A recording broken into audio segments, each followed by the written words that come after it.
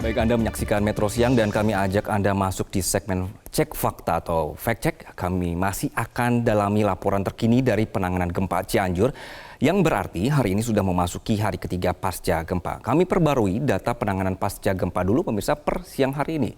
Baik, yang pertama adalah pada data pertama ini kami akan perbarui datanya. Sampai hari ini berarti angkanya masih di 271 untuk korban jiwa, pemirsa. Namun korban hilang tadi sudah dikonfirmasi oleh Presiden juga. Jadi ini angkanya bukan 40, sudah di 39.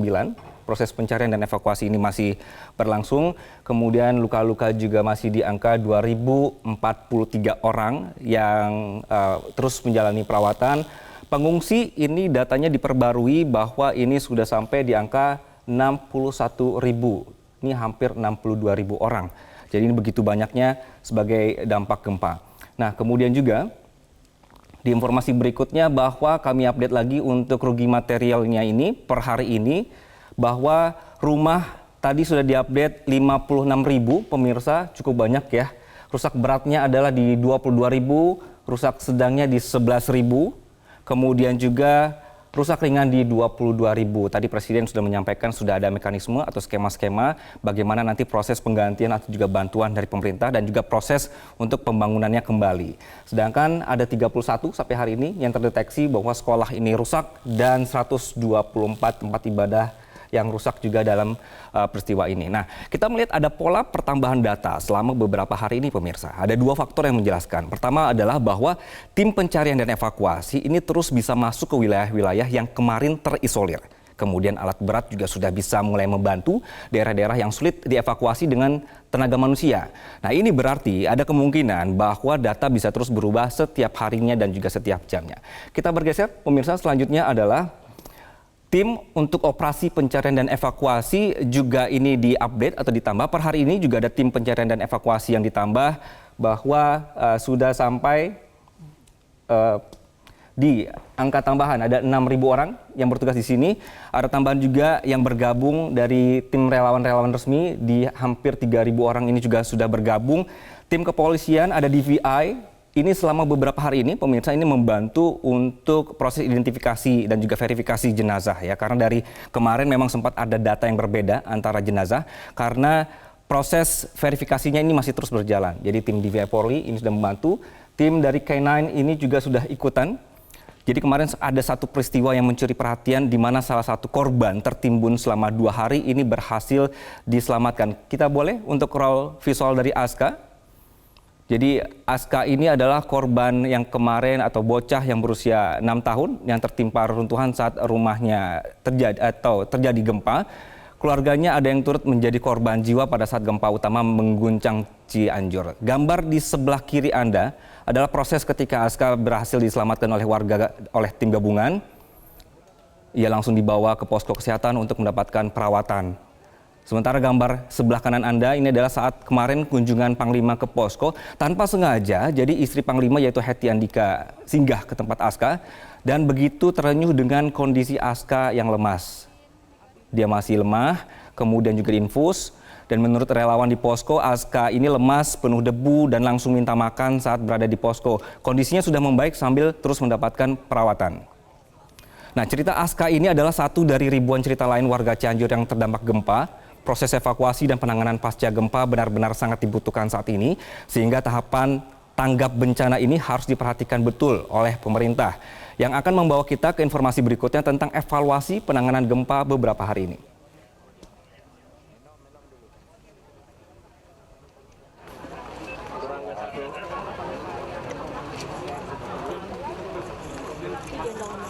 Ada kue. Kurang nggak satu. Nah, 3 hari pasca gempa, laporan dari tim di lapangan oleh tim kami ini menemukan hal-hal yang masih perlu menjadi perhatian dalam penanganan gempa. Misalnya adalah pemirsa bahwa bantuan ini tidak sampai secara tepat dan juga tidak tepat sasaran. Misalnya bantuan yang sampai ke pengungsian, kalaupun ada yang sampai gitu ya, ini bukan diperlukan oleh pengungsi sehingga tidak tepat sasaran. Misalnya warga yang sangat membutuhkan perawatan dan obat-obatan, namun yang datang adalah pakaian. Ini yang kemarin juga dievaluasi. Lalu standarisasi tempat pengungsian, ini juga menjadi poin yang menjadi bahan evaluasi. Tempat pengungsian ini belum merata, ada yang bantuannya berlimpah, ada juga yang bahkan belum terima bantuan sama sekali, ada posko yang bahkan dibangun dari swadaya masyarakat sekitar. Inilah yang kemarin BNPB juga mengevaluasi penanganan bencana. Sempat ada kejadian misalnya yang Anda saksikan yang dicegat di tengah jalan. Ini membuat Kepala BNPB, Letjen TNI Suharyanto menyampaikan evaluasi penanganan gempa. Untuk distribusi logistik misalnya, setiap pagi jam 8 sekarang para camat mengajukan kebutuhan dan akan disiapkan armada untuk dikirim.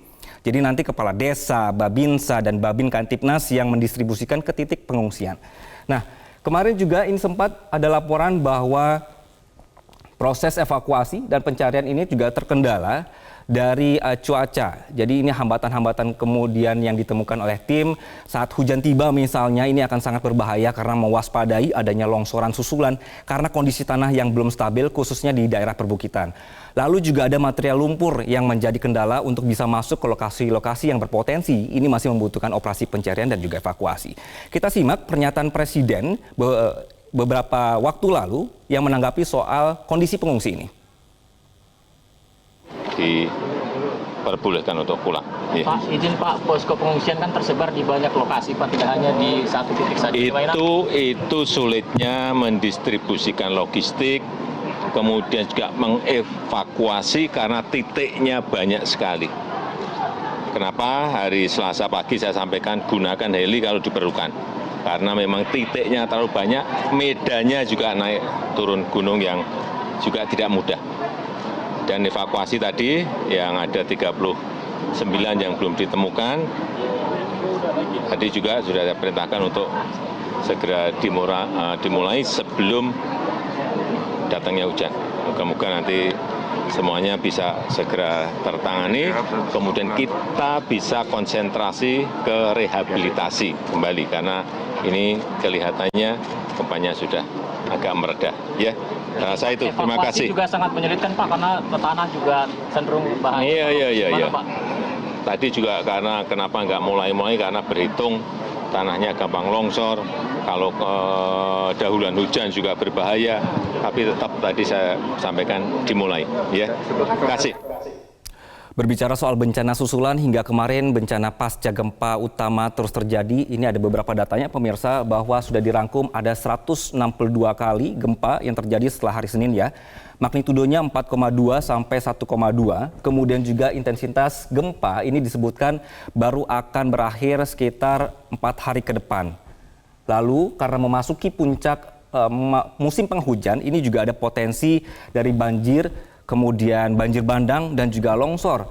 Dan termasuk rumah-rumah yang kemarin juga hancur, ini juga menjadi perhatian karena jika mereka kembali ke rumah, ini akan juga menyebabkan bisa saja roboh atau juga tertimpa. Nah, Kepala BMKG Dwi Korita Karnawati juga sudah menjelaskan fenomena bencana susulan yang terjadi ini, bahwa menurutnya gempa-gempa susulan ini sebagian besar tidak dirasakan, dan yang bisa mencatat adalah alat dan ada beberapa yang dapat dirasakan. Dan sekali lagi kemungkinan dalam waktu kurun 4 hari ini gempa-gempa susulan ini sudah reda dan juga stabil. Baik, kita lanjutkan. Nah, untuk mencegah terjadinya lagi ini gempa di Cianjur, apakah mungkin? Jika kita melihat dari perspektif maju sedikit ke isu fenomena gempa Cianjur, ini disebutkan bahwa BMKG ada pola atau menemukan pola atau siklus 20 tahun sekali gempa akan terjadi di Cianjur.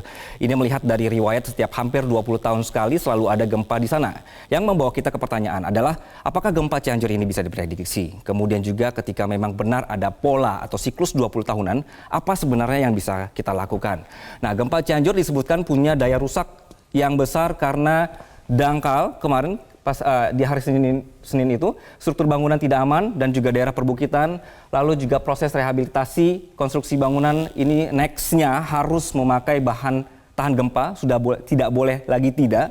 Dan ini yang terpenting, bahwa regulasi ini pemirsa, regulasi standar mitigasi bencana harus benar-benar diserap dalam aturan masing-masing daerah. Jadi ada sanksi nih, misalnya kalau daerah tidak punya atau tidak punya regulasi yang mengatur bangunan di sana. Kita simak pernyataan dari ahli bencana berikut ini. Yang jadi masalah bahwa kajian-kajian itu belum dimasukkan menjadi kebijakan. Dalam hal ini dimulai dari yang paling penting, kuncinya adalah tata ruang. Saya perhatikan rencana tata ruang di Kabupaten Cianjur itu belum mempertimbangkan bencana gempa. Ya, risiko gempa belum dipertimbangkan. Yang ada baru risiko tsunami, risiko banjir, risiko longsor. Ini sangat sayang sekali. Padahal sudah jelas-jelas kawasan Cianjur itu dilalui oleh patahan Cimandiri dan nanti mungkin Pak Hendra banyak cerita di sana. Nah, yang menarik adalah kalau sudah tahu bahwa potensi itu ada dan kemudian perlunya ada kajian, step berikutnya apa? Supaya bisa masuk menjadi rencana tata ruang. Perlu kajian lebih dalam lagi, tidak hanya bagaimana potensi gempa untuk ketangguhan suatu kota, kajian itu harus perlu berupa mikrozonasi. Mikrozonasi bisa dilihat bagaimana kondisi pergerakan kecepatan gempa di batuan dasar, kondisi tanahnya, dan sehingga bisa dipetakanlah zona aktivitas kegempaan di kawasan tersebut. Satu hal lagi, kita melihat ada deretan pejabat negara ini yang terus-menerus datang ke lokasi bencana di Cianjur. Nah, ini seharusnya bisa menjadi momen juga bagi pejabat-pejabat kita untuk memastikan bahwa kedatangan mereka ini akan berpengaruh terhadap pengungsi karena tadi laporannya atau keluhannya ada yang tidak mendapatkan bantuan atau juga masih belum standar tenda-tenda mereka. Jadi inilah Nela, apa yang kita bisa dalami hari ini bahwa penting sekali sudah memasuki hari keempat ya, sudah mau hari keempat. Pengungsi ini juga butuh diperhatikan lebih. Sekaligus juga operasi pencarian dan evakuasi terus dilakukan. Betul. Nela. Terima kasih Anggi Hasibuan atas paparannya dalam segmen Fact Check kali ini terkait dengan evaluasi gempa di hari keempat ini.